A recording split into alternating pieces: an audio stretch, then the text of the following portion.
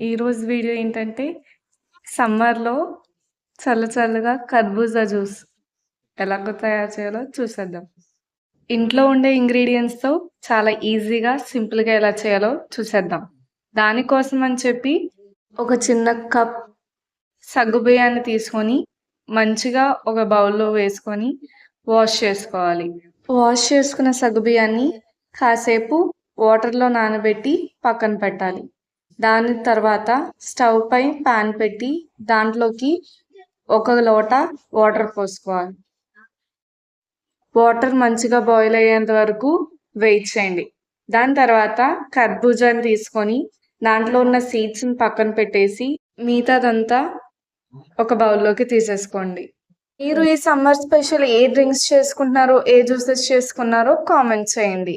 మా వీడియోని కూడా ఒకసారి ట్రై చేసి ఎలా వచ్చిందో కామెంట్ చేయడం మర్చిపోకండి.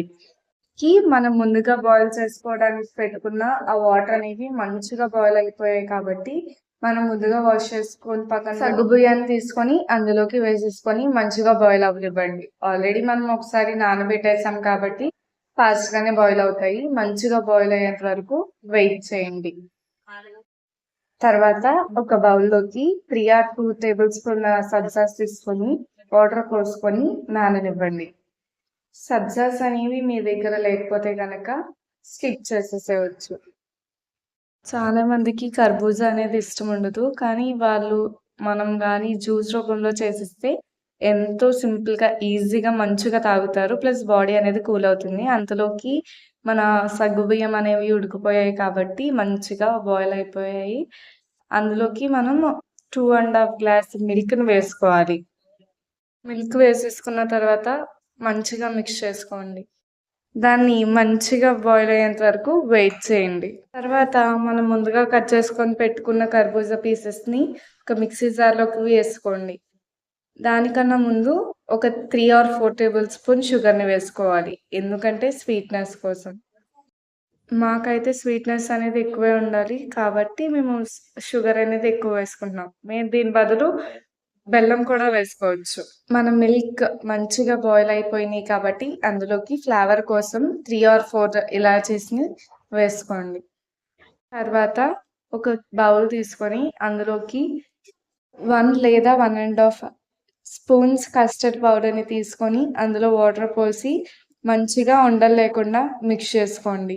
కలుపుకున్న కస్టర్డ్ పౌడర్ని పక్కన పెట్టేసి అందులోకి మన మిల్క్ అనేవి మంచిగా బాయిల్ అయిపోయినాయి కాబట్టి అందులోకి కలిపిన కస్టర్డ్ పౌడర్ని వేసేసుకోండి. మన మిల్క్ అనేవి ఉండలు కట్టుకోకుండా కస్టర్డ్ పౌడర్ వేసిన తర్వాత మంచిగా కలుపుకుంటూ ఉండాలి. వీడియోలో చూపించిన విధంగా ఉండలు కట్టనివ్వకుండా మంచిగా మిక్స్ చేసుకోండి. చూసారు కదా, మన సమ్మర్ జ్యూస్ అనేది ఆల్మోస్ట్ రెడీ అయిపోయింది. ఈ కన్సిస్టెన్సీ వచ్చిన తర్వాత మన స్టవ్ నుంచి దించేసి దాన్ని కూల్ అవనివ్వండి. తర్వాత మనం కర్బూజాని పేస్ట్ చేసేసుకోండి.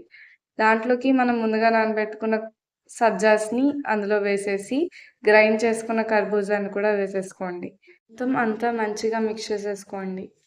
మంచిగా మిక్స్ చేసిన తర్వాత అందులోకి ఐస్ క్యూబ్స్ వేసుకోండి. ఐస్ క్యూబ్స్ కానీ మీ దగ్గర అవైలబుల్గా లేకపోతే దాన్ని ఫ్రిడ్జ్లో పెట్టండి. ఫ్రిడ్జ్లో ఒక 10 minutes పాటు పెట్టి దాని తర్వాత సర్వ్ చేసుకుంటే కూల్గా సమ్మర్ డ్రింక్ అనేది రెడీ అయిపోతుంది. దాంట్లోకి డ్రై ఫ్రూట్స్ వేసుకొని సర్వ్ చేసేసుకోండి. మేమైతే ఈరోజు ఈ కర్బూజా జ్యూస్తో మంచిగా ఎంజాయ్ చేసాము. మీరు కూడా ఈ కర్బూజా జ్యూస్ని ట్రై చేసి ఈ సమ్మర్లో మంచిగా ఎంజాయ్ చేయండి. ఒక గ్లాస్లోకి సర్వ్ చేసుకొని దానిపై మనం ముందుగా కట్ చేసుకున్న కర్బూజా పీసెస్ని వేసుకుంటే ఇంకా బాగుంటుంది.